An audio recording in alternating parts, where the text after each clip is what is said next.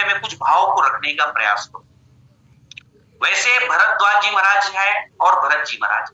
तो भरत जी महाराज के विषय में गोस्वामी तुलसीदास जी महाराज कहते हैं कि भरत जी महाराज कौन है।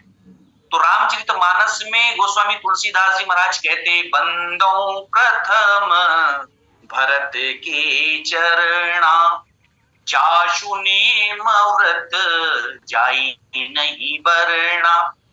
भरत जी महाराज को राम जी के स्नेह के प्रति, राम जी के चरणों के प्रति इतना प्रेम है, इस प्रेम का वर्णन नहीं किया जा सकता।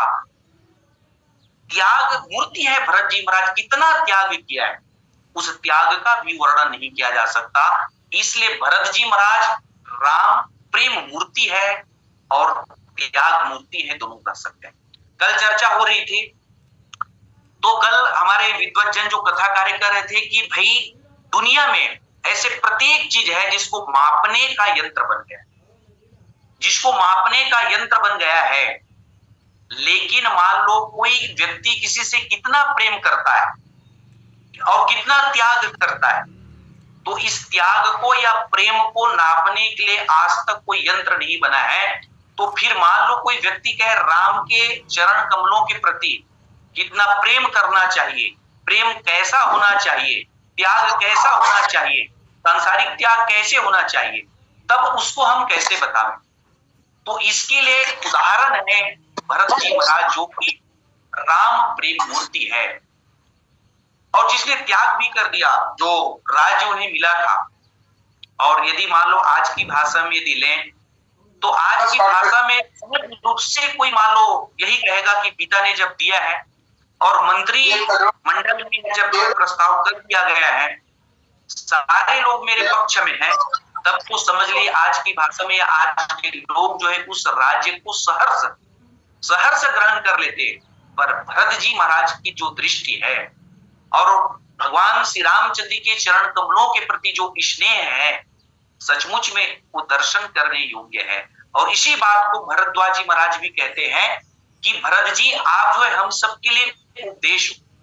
यदि आपको राम जी को वन नहीं होता, तो हम आपके चरित्र से हम सभी साधु संतों को सीखने के लिए मिल रहा है, ये सीखने को नहीं मिलता। आप उपदेश करता हो। भरत जी महाराज के विषय में भरद्वाज जी ने कहा क्या उपदेश करता हो। तो भरद्वाज जी महाराज जो है समझ लीजिए कि निर्णायक है या इतने सामर्थ्यवान है जो निर्णय देने की क्षमता रखते हैं। और उसके विषय में कहा गया, भरद्वाज मुनि बस ही प्रयागा, तिनहि राम पद अति अनुरागा, तापस समदम दया निधाना, परमारथ पथ परम सुजाना। भरद्वाज जी महाराज जो है यह सामर्थ्य रखते हैं कि वो समाधान है, समाधान कर सकते हैं कि जैसे कि मान लो कोई व्यक्ति, दो व्यक्ति में, दो पार्टी में, दो दलों के बीच में कुछ विवाद हो रहा हो, तो उसे सुलझाने की क्षमता या फिर समझ लीजिए कि क्या सही है क्या गलत है निर्णय लेने की क्षमता भरद्वाज जी महाराज की। और आज भरद्वाज जी महाराज भरत जी को कहते हैं कि भरत आप कहते हो कि मेरी माता का दोष है या मैं इसमें दोषी हूं, तो समझ लीजिए कि आप इसे अपने मन से निकाल दीजिए, इसमें केकई भी दोषी नहीं है।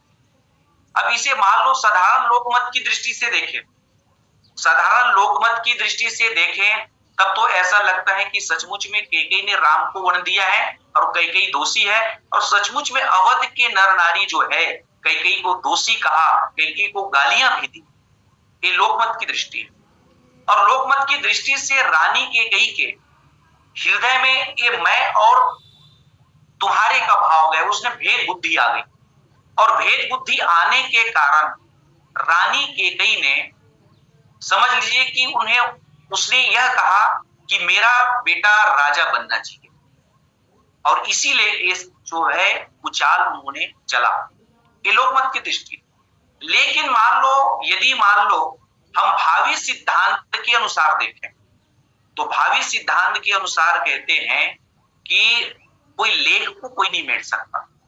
और इसीलिए वशिष्ठ जी महाराज ने कहा भी, सुनहु भरत भावी प्रबल बिलखी के हे मुनिनाथ, हानि लाभ जस अब जसु जीवन मरण विधिहान। भावी दो प्रकार के होते, एक निर्बल भावी और एक प्रबल भावी। तो निर्बल भावी को किसी ने कहा कि भाई निर्बल भावी को एक बार मिटा जा सकता है। वो सामर्थ्य वशिष्ठ जी महाराज में भी वो सामर्थ्य है जो निर्बल भावी को मेट सकते हैं। वो सामर्थ्य राम जी में है जो निर्बल भावी को मेट सकते हैं। लेकिन भगवान शंकर भी कहते हैं कि जो राम की जो इच्छा से हो रही हो, जो कार्य राम की इच्छा से हो रहा हो, उस कार्य को, उस भावी को मैं नहीं मेट सकता।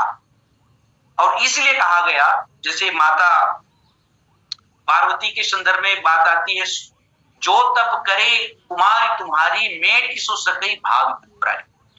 तो भगवान शंकर ऐसे भावी को मेट सकते क्योंकि ये निर्बल भावी। कथा में आती है कि जो मार्कंडे ऋषि के पिताजी ने जब तपस्या की तो उन्होंने कहा कि भाई मेरे पुत्र ने पुत्र दे दीजिए। तो बहुत ही कम आयु के पुत्र वरदान में मिला। और जैसी 5 वर्ष की आयु पूरी होती है, यम के दूत आ जाते हैं और यम के दूत आकर के उसके पुत्र को ले जाते। यम के दूत जो है आते हैं, मैं विस्मृत हो रहा हूं। तो जैसी 3 दिन शेष है, आयु में मात्र 3 दिन शेष है, और आयु में मात्र 3 दिन शेष है, ऐसे उसके पिताजी जो है चिंता में पड़ जाते हैं। चिंता में पड़ जाते हैं कि भाई अब मैं क्या करूं। एक तो तपस्या करने से या वरदान के फलस्वरूप मुझे पुत्र की प्राप्ति हुई है, अब मैं इसकी रक्षा कैसे करूं। तब कोई महात्मा आते हैं, महात्मा ने कहा ऐसा कीजिए, आप जो है जो भी आपके घर में महात्मा आएंगे, पंडित आएंगे, आप उनसे प्रणाम करवाइए, उनसे आशीर्वाद लीजिए। और ऐसा ही उन्होंने किया, आशीर्वाद लेते रहे। और आशीर्वाद में क्या मिला? चिरंजीव भगवा। चिरंजीव भगवा का जब आशीर्वाद मिला तो मुनि ने बताया कि महात्मा जी आपने चिरंजीव होने का आशीर्वाद तो दे दिया, लेकिन मैं आपको बताऊं मेरे पुत्र की आयु में केवल 3 ही दिन शेष है। अब आप ये बताइए आपके आशीर्वाद का क्या होगा। मुनि चिंता में पड़ गए, सचमुच में मैंने तो आशीर्वाद दे दिया, चिरंजीव होने का आशीर्वाद दे दिया, अब क्या होगा। ब्रह्मा जी के पास जाते हैं। ब्रह्मा जी जो है भगवान शंकर के पास जाते हैं। भगवान शंकर ने भी कहा चिरंजीव हुआ। तब ब्रह्मा जी बताते हैं, सप्तऋषि बताते हैं, साधु लोग बताते हैं कि प्रभु बात ये है कि ये जो है वरदानी पुत्र है और इसको 5 वर्ष की आयु, 5 वर्ष की आयु इसके लिए निर्धारित है, जो कि पूरी होने वाली है। अब जो है 3 दिन शेष है और 3 दिन कंप्लीट होने पर, पूर्ण होने पर यमदूत आकर के इसके प्राण को ले जाएंगे। और आपने आशीर्वाद दिया, क्या होगा। भगवान शंकर कहते हैं कि भाई आशीर्वाद मैंने दिया है और आशीर्वाद मैंने दिया है तो मेरे हिसाब से इनकी आयु होगी। और कहते हैं कि भगवान शंकर उस समय कहते हैं कि कई कल्प बीतने पर ब्रह्मा जी के एक दिन होते हैं, और ब्रह्मा जी के कई बीतने पर, कई दिन बीतने पर, कई ब्रह्मा जी होने पर समझ लीजिए कि मेरा एक दिन होता है। ऐसे आप जो है गणित लगा लो किसकी आयु कितनी। और इस प्रकार से उस मार्कंडेय जी को उन्होंने चिरंजीव बना दिया। तो मेट सो सकई भाव त्रिपुरारी, ऐसे निर्बल भावी को भगवान शंकर मेट सकते हैं, ये क्षमता रखते हैं। लेकिन यदि मान लो भावी प्रबल हो, तब वहां पर भगवान शंकर भी कहते हैं कि मैं ऐसे भावी को नहीं मेट सकता। माता सती को स्वयं समझा नहीं पाए, माता सती को समझाने में भगवान शंकर असमर्थ रहे। माता सती कहती है कि मैं कैसे यकीन करूं, मैं कैसे विश्वास करूं कि ये ईश्वर है। आप कहते हो ईश्वर है, लेकिन मेरा मन नहीं कहता कि ईश्वर है, क्योंकि ईश्वर होता वे तो कह रहे हैं। किनसे पूछ रहे हैं? तूने सत्यचित आनंद का दूसरा परिभाषा ले लिया, दूसरा अर्थ ले लिया। वो कहे थे भाई यदि मालूम ईश्वर होता तो ये जो है निर्जीव पदार्थों से थोड़ी, हे खग मृग मधुकर श्रेणी तुम देखी सीता मृग नैनी, ऐसी थोड़ी पूछते। तब उस समय परीक्षा लेने के लिए भी जब सती जाती है, उस समय भी भगवान शंकर उसको रोक नहीं पाते। तो उस समय कहते हैं कि ऐसे भावी को मैं भी नहीं मिट सकता। वशिष्ठ जी महाराज भी कहते हैं, सुनो भरत भावी प्रबल के मुनिनाथ, हानि लाभ जस अभिसु जीवन मरण विधिहान। तो ऐसे जो भावी प्रबल भावी को मैं भी नहीं मिट सकता, जिसमें प्रभु की इच्छा जुड़ी हो। राम की न चही सो हुई कि अन्यथा अस नहीं कोई, ऐसे भावी को मैं नहीं मिट सकता। तब तो लोकमत की दृष्टि से समझ ली, कैकेयी को सभी दोष दे रहे हैं पर यदि भावी सिद्धांत के अनुसार देखें तो भावी सिद्धांत के अनुसार माता कैकेयी दोषी नहीं है। इस तरह से समझ सकते हैं कि एक व्यक्ति जा रहा था और एक व्यक्ति जब जा रहा था उसे आम के बगीचा में कुछ आम दिखाई देते हैं। उसे लगा कि चलो मैं आम तोड़ दूं। तो आम तोड़ने के लिए जब जाते हैं तो इतने में वहां के जो रखवाला है, रखवाला आ जाता है और उसके पीठ को खूब पिटाई कर देता है। पीठ को पिटाई कर देता है तो समझ लीजिए कि मान लो इस उदाहरण पर यदि मान लो हम विवेचना करें, विश्लेषण करें, तो ऐसा लगता है कि वह जा रहा था तो देखा किसने? आंख ने देखा। लेकिन जब रखवाला ने देखा तो रखवाला ने किसे मारा? पीठ को मारा। तो भाई गलती किसी और ने की है, अपराध किसी और ने किया है, लेकिन दंड किसे मिला? दंड जो है पीठ को मिला। ऐसा लग रहा है जरूर, लेकिन हम थोड़ा इस पर विचार करें तो विचार करते हैं तब पाते हैं पीठ को मार पड़ा, पीठ को डंडा पड़ा, तो ऐसा लगता जरूर है कि जो है कर्म करने वाला आंख है, लेकिन जो है सजा जो है पीठ को मिला। पर सच में पीठ को जब पिटाई की गई तो आंसू किधर से निकले? आंखों की तरफ से निकले। तो ये समझ लीजिए कि जो गलती करते या फिर इसके मूल जो सिद्धांत है उस पर विचार करें तो यही बात आती है कि इसमें भी माता कैकेयी को प्रेरणा किसने की? माता कैकेयी, दशरथ जी को प्रेरणा किसने की? माता कैकेयी। माता कैकेयी को किसने प्रेरणा की? प्रेरक बन करके मंथरा, और मंथरा को किसने प्रेरणा दी? माता सरस्वती ने। और माता सरस्वती कौन है? राम सूत्रधर अंतर जामे। माता सरस्वती तू कठपुतली, और माता सरस्वती जी कठपुतली है, इसलिए ऐसा जरूर लगता है कि माता कैकेयी ने वरदान मांगा। पर मान लो हम पूरी तरह से जब इस प्रश्न को जब विश्लेषित करते हैं, समझते हैं, तो ऐसा लगता है माता कैकेयी का भी इसमें जरा भी दोष नहीं है। क्योंकि जो माता कैकेयी के विषय में कहते, जब माता मंथरा आई और मंथरा कहती है कि कैकेयी जी तुम्हें कुछ मालूम है कि नहीं? कैकेयी पूछती है कि आप क्या कहना क्या चाहते? राम जी का तिलक होने वाला है, राम जी का राज्याभिषेक होने वाला है, तुमको कुछ मालूम है कि नहीं? तब वहां पर माता कैकेयी कहती है कि प्राण ते अधिक राम प्रिय मोरे, तिनके तिलक कस छबु तोरे। वो तो मुझे प्राण से भी अधिक प्रेम प्यारे है राम जी, और जब उसका तिलक हो रहा है तो इसमें तो आपको हर्षित होना चाहिए, आपको खुशी होनी चाहिए, लेकिन आप जो है मुंह फुला करके क्यों आए हो? इसका अर्थ क्या हुआ? जो माता कैकेयी कहती है कि प्राण ते अधिक राम प्रिय मोरे, वो माता कैकेयी राम जी को वनवास कैसे दे सकते हैं? लेकिन राम जी को वनवास दिया तो कैसे दिया? ये है विधि का विधान है, या भावी के वश। सो भावी बस रानी अयानी, भावी के वश जो है रानी कैकेयी की मति जो है गिर गई, और उन्होंने क्या किया? उन्होंने राम जी के लिए वन मांग लिया और भरत जी के लिए राजपद मांग लिया। तो सोभावी बस रानी अयानी, करी कुचाली अंतहु पछितानी, यही भावी है। और भावी को कोई मेट नहीं सकता। तुलसी जैसी भव्यता तैसी मिली सहाई, आप उन आवे ताही पहे ताही तह ले जाए।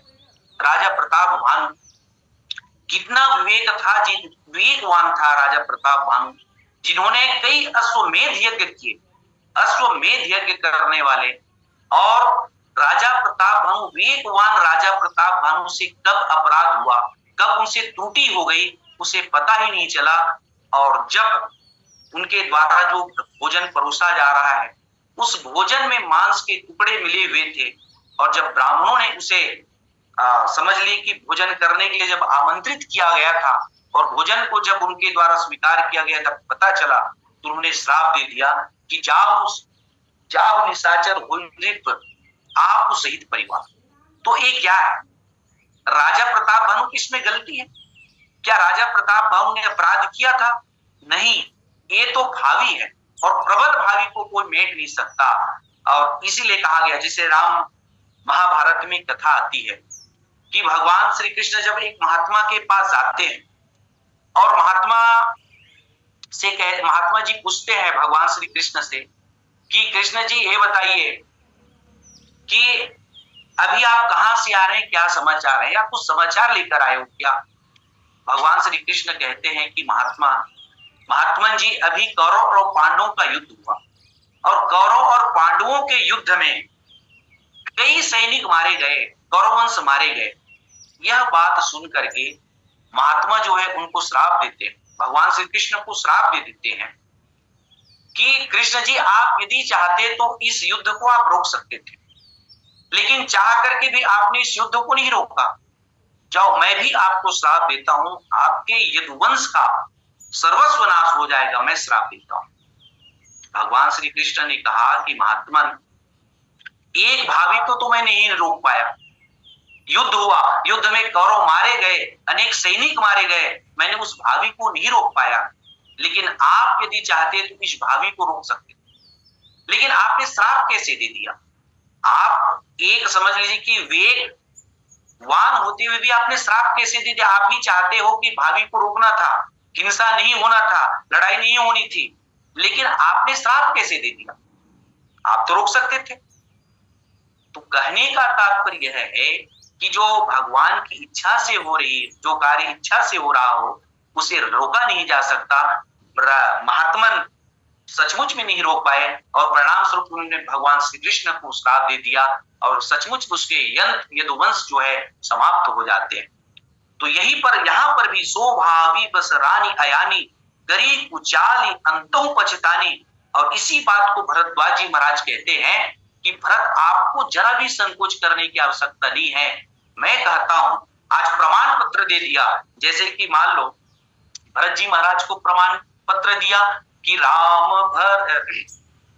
तात भरत सब विधि तुम साधु, राम चरण अनुराग अगाधु। जिस तरह से भरत जी को प्रमाण पत्र मिला, सर्टिफिकेट मिला, ठीक उसी तरह से आज वही भरद्वाज जी महाराज कहते हैं कि मैं कहता हूं कि रानी का इसमें कोई दोष नहीं, माता कैकेयी का इसमें।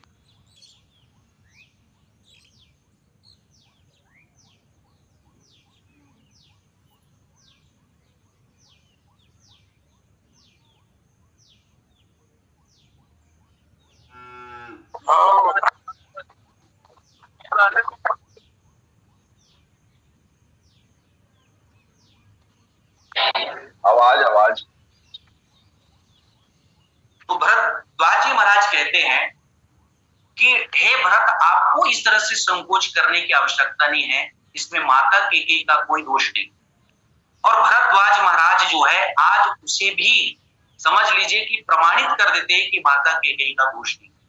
और सचमुच में ये भरत जी और निषाद राज भी यही बात कहते हैं। निषाद राज जी कहते हैं कि विधि बाम की करनी कठिन जय मातु किन्ह बावरी। भरत महाराज जब मिलते हैं निषाद राज जी से, तो भरत जी महाराज में तो इतनी न्यूनता है।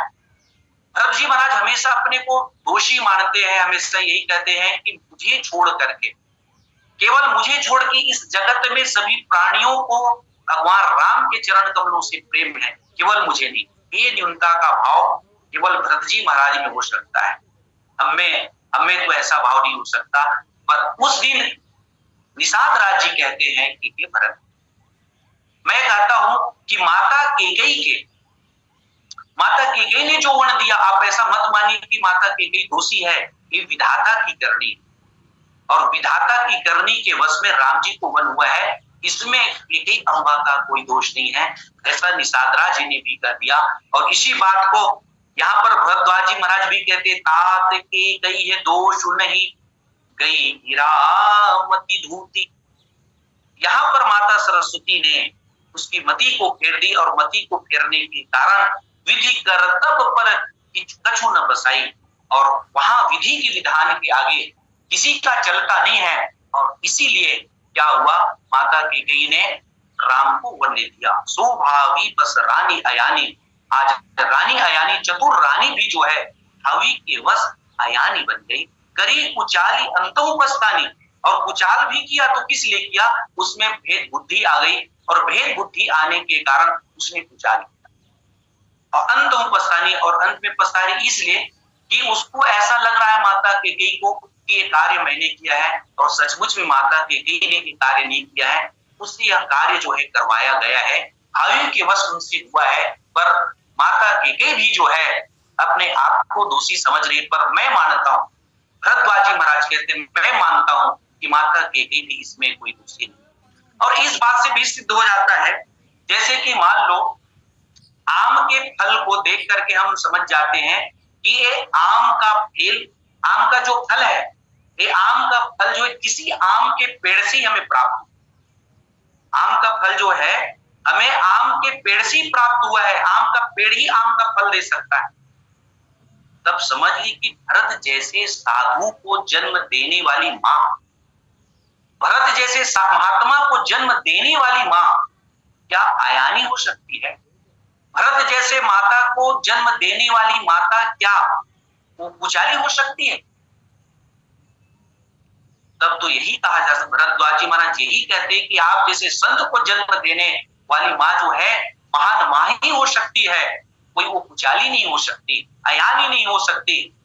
तो इसी बात को भरद्वाज जी महाराज ने कहा। और सचमुच भरद्वाज जी महाराज की, भरत भैया की जो कथा है, भरत भैया की कथा जो है समर्पण की कथा है। एक लौकिक बात मुझे याद आ रही है कि जो दो भाई थे और दो भाई थे, गांव से थे, धान मिंजाई का कार्य चल रहा था। धान मिंजाई का जब कार्य चल रहा था तो एक बड़ा भाई, दोनों भाई पार्टीशन हुए थे, अलग अलग हुए थे। छोटा भाई का विवाह नहीं हुआ था और बड़े भाई की शादी हो गई थी। दोनों पति पत्नी जो है खेत में काम कर रहे थे। अपने छोटे भाई को कहते हैं कि भाई ऐसा कीजिए, खाना खाने का समय हो गया है, आप घर जाइए और खाना खा करके आ जाइए। और जैसे ही खाना खाने के लिए जाते हैं, छोटा भाई खाना खाने के लिए जाते हैं, बड़े भाई क्या करते हैं, जो कि मेरे भाई को भी पढ़ाई करनी है, मेरे भाई को आगे भी बहुत कार्य करना है, उनको विवाह भी करना है, इसलिए उसे धन की बहुत आवश्यकता है। अपने हिस्से के कुछ धान को उसके हिस्से में डाल देते, 5 कुंटल 6 कुंटल जो भी डाल देते।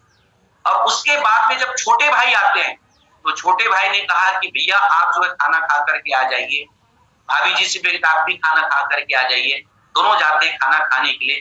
तब भाई क्या करते हैं, तब भाई ये करते हैं, चूंकि मेरे भैया के परिवार बड़े हैं, उनके छोटे छोटे बच्चे हैं, मैं तो अकेला हूं, धन की आवश्यकता उसे ज्यादा है, यह समझ करके वो छोटे भाई क्या करते हैं, अपने हिस्से के कुछ धान को उसके हिस्से में डाल देते हैं। क्या हुआ, यदि हम गणित लगाए तो बराबर हुआ, लेकिन सचमुच में ऐसा समर्पण जब आ जाता है तो समर्पण आ जाने से क्या होता है, लड़ाई नहीं। महाभारत में क्या हुआ, भरत जी महाराज में कितना समर्पण है। मैंने जैसे पूर्व में कहा कि राजा दशरथ ने उसे तो राजपद दिया था, स्वीकार कर लेते। यदि आज के मान लो कोई होता, आज के परिस्थिति के अनुसार, वर्तमान परिवेश के अनुसार यदि सोचे तो भरत जी महाराज मान लो राजपद को स्वीकार कर लेते तो भी उसे कोई दोष नहीं। और आज के यदि कोई व्यक्ति है तो सहर्ष स्वीकार कर लेते और सहर्ष स्वीकार कर लेते। लेकिन भरत जी महाराज सचमुच में त्याग की मूर्ति। और हम इसी बात को महाभारत में देखें तो महाभारत में भगवान श्री कृष्ण सो शांति दूत बन करके जाते, शांति दूत बन करके जाती है, दुर्योधन के समक्ष एक प्रस्ताव रखते हैं। दुर्योधन से कहते हैं कि दुर्योधन मैं एक प्रस्ताव लेकर के आया हूं। क्या प्रस्ताव? प्रस्ताव यह है कि आप पांडवों को केवल और केवल 5 गांव दे दीजिए। ये पृथ्वी कितनी बड़ी है, 5 गांवों को छोड़ करके आप पूरे पृथ्वी पर राज्य कीजिए, लेकिन केवल और केवल 5 गांव आप दे दीजिए। मैं आपको विश्वास देता हूं लड़ाई नहीं होगी। 5 गांव में 5 भाई पांडव रहेंगे और बाकी हिस्सों में आप राज्य करें और पांडवों को भी कोई प्रकार कोई शिकायत नहीं। दुर्योधन कहते हैं कि कृष्ण जी आप जो है 5 गांवों की बात करते हैं, मैं कहता हूं कि सुई के नोक के बराबर भी जमीन नहीं, सुई के नोक के बराबर। अब बताइए, एक तरफ रामायण और दूसरी तरफ महाभारत, जहां भरत जो है सर्वस्व त्याग कर देते हैं, लड़ाई नहीं हुई तो रामायण है। और जहां महाभारत कब लिखी गई, तो साधु संत लोग बड़े अच्छा मार्मिक संकेत देते हैं। महाभारत तब लिखी गई जब दूसरे के हक को भी जब हत्याने की बात आई वही महाभारत है। और रामायण में क्या है, रामायण में जब अपने हिस्से के, अपने हक को भी जब दूसरे को देने के लिए तैयार हो, वही तो रामायण है। राम और भरत जी का यह प्रसंग इतना सुंदर हमें शिक्षा देता है, संकेत देता है कि हमारे आपके जीवन में, जैसे अभी कुछ दिन पूर्व जो है मैं लिंक से जब जुड़ा हुआ था तो कह रहे थे कि आज वकील साहब यही कहते हैं कि सबसे ज्यादा अदालत में जो केस आते हैं, अदालत में, न्यायालय में जो केस आते हैं, तो जो 100 केस में कम से कम 60% केस जो है भाइयों के केस रहते हैं। भाइयों के भाई में, भाइयों के बीच जो विवाद होता है, ऐसे केसेस होते हैं। और उस केसेस में ऐसी ऐसी बातें होती है जिसको बताने में बड़ा मतलब शर्म आती है। कोई 1 फीट जमीन के लिए, 1 फीट जमीन के लिए कोई केस दायर किए हैं, तो कोई 2 फीट जमीन के लिए केस दायर किए हैं। यदि मान लो मुद्दा बड़ी हो तो बात समझ में आती है, मुद्दा बड़ी हो तो बात समझ में आती है। 1 फीट जमीन के लिए अपने भाई से लड़ाई लड़ रहे हैं, ये भला आज समझ ली कि कैसे, कितना लोभ है, ये दुनिया कितना लोभी हो गए हैं। और मान लो हम राम और भरत की कथा से जुड़ जाए, तो इसीलिए तो कहा गया कि भरत की कथा क्या है, तो भरत कथा भव बंध विमोचनी। भरत महाराज की यदि कथा को हम सुने तो सचमुच में भव बंधन या लोभ की जो वृत्ति है दूर हो जाएगी। भरत जी महाराज त्याग की मूर्ति, और ऐसे त्याग मूर्ति भरत को हम याद करेंगे, त्याग मूर्ति भरत का स्मरण करेंगे, तो सचमुच में हमें भी त्याग का भाव आ जाएगा और लोभ की प्रवृत्ति जो है दूर हो जाएगी। ये है भरत जी महाराज की कथा। और सचमुच में यदि हम देखें तो भरत जी महाराज में इतना समर्पण, इतना त्याग, इतना प्रेम। और भगवान राम भी, राम जी की कहते हैं, राम जी से किसी ने पूछा कि हम सब जगत की दुनिया जो है किसको जाप करते हैं, भगवान को जाप करते हैं। भगवान से जब किसी ने पूछा कि प्रभु जगत की दुनिया, जगत भक्त जो है आपका जाप करते हैं, आप भी किसी का जाप करते हैं? तो भगवान ने कहा भी हम भी जाप करते हैं। तो आप किसका जाप करते हो? भाई दुनिया के लोग भगवान का जाप करते हैं, आपका जाप करते हैं, और आप किसका जाप करते हो? उसने कहा कि हम भी भक्त का जाप करते हैं। कैसे भक्त का जाप करते हैं? वो भरत सरीश को राम सने, जब जग राम राम जपू जे। ऐसे भक्त, भरत जैसे यदि कोई भक्त हो जाए, भरत सरीश, केवल भरत को नहीं, भरत सरीश को राम सने ही। यहाँ पर गोस्वामी तुलसीदास जी महाराज ऐसे नहीं क्या कि केवल भरत जी को ही जाप करते, भरत जी को ही प्रेम करते, ऐसी बात नहीं है। भरत सरीश को राम सने ही, भरत जैसे और भी जितने भक्त है भगवान सबको याद करते हैं। एक बात मुझे याद आ रही है, एक बार वैकुंठ में देवर्षि नारद चले गए, एक बार वैकुंठ में देवर्षि नारद चले गए और वहां पर एक डायरी निकाल रहे थे। भगवान विष्णु जो है डायरी निकाल रहे थे, डायरी निकाल रहे थे, नजर पड़ गई देवर्षि नारद की। देवर्षि नारद ने कहा कि प्रभु आप डायरी आप रखे, उस डायरी में क्या है, उस डायरी में क्या है? भगवान तो बड़े कौतुकी है, विनोदी है, भगवान उसे छुपाने लगे। भगवान ने कहा डायरी देख करके क्या करोगे नारद, डायरी मत देखो। देवर्षि नारद ने माना नहीं, हट कर दिया, नहीं नहीं प्रभु आप डायरी दिखाइए, डायरी दिखाइए। भगवान जो है डायरी दिखा देते हैं। उस डायरी में कुछ लिखे हुए थे। उसने कहा प्रभु इसमें मेरा नाम लिखा हुआ है, कुछ भक्तों के नाम लिखे हुए हैं, आखिर ये क्या है? भगवान कहते हैं कि नारद ये उन भक्तों के नाम की लिस्ट है, उन भक्तों के नाम की सूची है जो मुझे निरंतर जाप करते हैं। और जब जैसे ही देवर्षि नारद ने सुना, देवर्षि नारद जो है नाचने लगे, वाह प्रभु मतलब मेरा भी नाम जो है आपकी डायरी में लिखा हुआ है। तो उसके बाद में देवर्षि नारद के मन में थोड़ा सा अहम का भाव आ गया, देखो मैं जाप करने वालों में मेरी सूची में नाम है, मतलब मेरा भी नाम है। और इस तरह से अहम का भाव, सात्विक अहम का भाव आ गया। और इतने में भगवान क्या करते, एक दूसरी डायरी निकालते, दूसरी डायरी निकालते हैं, नारद की दृष्टि पड़ जाती है। नारद फिर कहते हैं कि प्रभु आप डायरी और दूसरी डायरी और निकाल रहे हो क्या? तो दूसरी डायरी में देखो इसमें क्या है कि ये पहली वाली जो डायरी है, पहली वाली डायरी में उन भक्तों के नाम है जो भक्त मुझे जपते हैं, लेकिन दूसरी वाली जो डायरी है इसमें उन भक्तों के नाम है जिससे मैं जाप करता हूं। तो प्रभु दिखाइए, जब दिखाते तो उसमें भरत जी के नाम, हनुमान जी के नाम इत्यादि भक्तों के नाम थे। तो भरत सरीश राम सने, इसलिए भरद्वाज जी महाराज कहते हैं कि भरत जी आप जैसे त्याग मूर्ति, आप जैसे, आप ही तो प्रेम मूर्ति है, आप उपदेश करता है।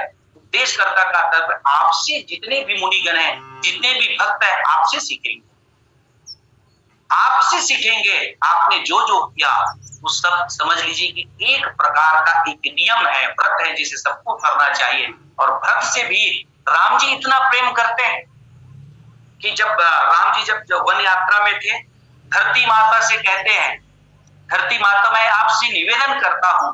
धरती माता कहती प्रभु आप निवेदन मत कीजिए, आप आदेश दीजिए, क्या है बताइए, मैं आपकी क्या सेवा कर सकती हूँ।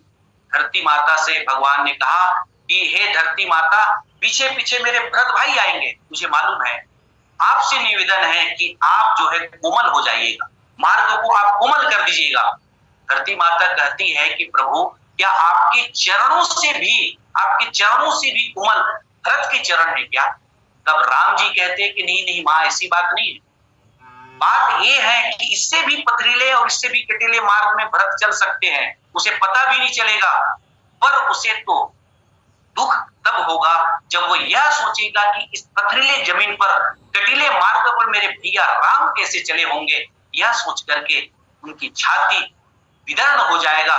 बस इसीलिए मैं आपसे निवेदन कर रहा हूं कि आप जो कोमल हो जाइएगा। राम जी भी भरत से कितना प्रेम करते हैं, भरत सरीश को राम सरी सचमुच में स्वभावी बस रानी अयानी करी कुचाली अंतो पछतानी। और इसलिए भले पछता रही है भरत रानी, लेकिन वो जो है, जो कार्य हुआ है, समझ ली कि विधि का विधान है, जिसे मेटा नहीं जा सकता। और आपको किसी प्रकार की कोई चिंता या सोच नहीं करनी चाहिए। और लगभग समय हो गया है, पूर्णतः की ओर है। मैं डॉक्टर, आदरणीय डॉक्टर साहब से कहूंगा 1 मिनट शेष है, या आप आशीष वचन के कुछ शब्द कहेंगे डॉक्टर लोकेश साहू जी। बोले लखन से रामचंद्र की जय।